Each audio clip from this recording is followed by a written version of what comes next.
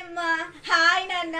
ఏంటన్న అలా ఉన్నారు? నేను వచ్చానంటే ఎప్పుడు మీకు పండగలాగా ఉంటుంది కదా, పండగ చేస్తారు నేను వచ్చానంటే హాస్టల్ నుంచి రాగానే. మరి మీరు ఎందుకు రాలేదు? గుమ్మం దగ్గరికి రాగానే హారతి పళ్ళని తీసుకొస్తారు, ఎందుకు రాలేదమ్మా? ప్లీజ్ అమ్మా, ఏమైంది? నా గురించి చెడా? ఎవరు చెప్పారు నీకు? నేను అలాంటి దాని కాదమ్మా. అసలు నీకు ఎవరు చెప్పారు చెప్పు. అదా వాళ్ళెవరో అన్నారు, నేను చెప్పింది వినవా నీకు? నేను చెప్పింది చేయరా మీరు? అసలు ఏమైందో జరిగిందో తెలుసా మీకు?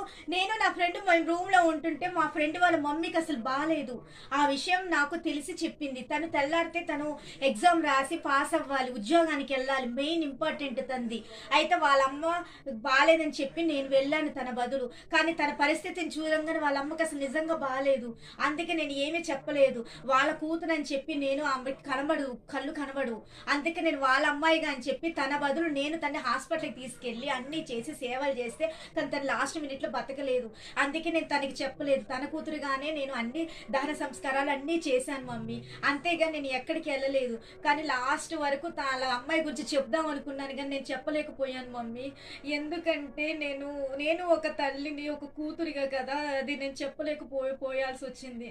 అందుకే నేను చెప్పలేదు మమ్మీ. కానీ లాస్ట్కి నా ఫ్రెండ్కి విషయం తెలిసి తను వచ్చేలోపు తన దహన సంస్కారాలన్నీ అయిపోయినాయి. అంతేగా నేను ఎక్కడికి ఏమీ వెళ్ళలేదు మమ్మీ. ప్లీజ్ మమ్మీ, నన్ను నమ్మండి. ఇంతే విషయం జరిగింది, అంతమించి ఏమీ లేదు మమ్మీ. నేను తన బదులు నేను వెళ్ళాల్సి వచ్చింది, అంతేగాని నేను ఏ తప్పు చేయలేదు మమ్మీ. నన్ను నమ్మండి ప్లీజ్. నేను ఏ విషయంలో నిరూపించుకోవాలి చెప్పండి. మీకు నేను ఎలా నిరూపించుకోవాలి చెప్పండి మమ్మీ. నేను చచ్చిపోనా?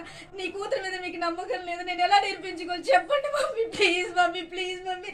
అయ్యో అయ్యో అయ్యో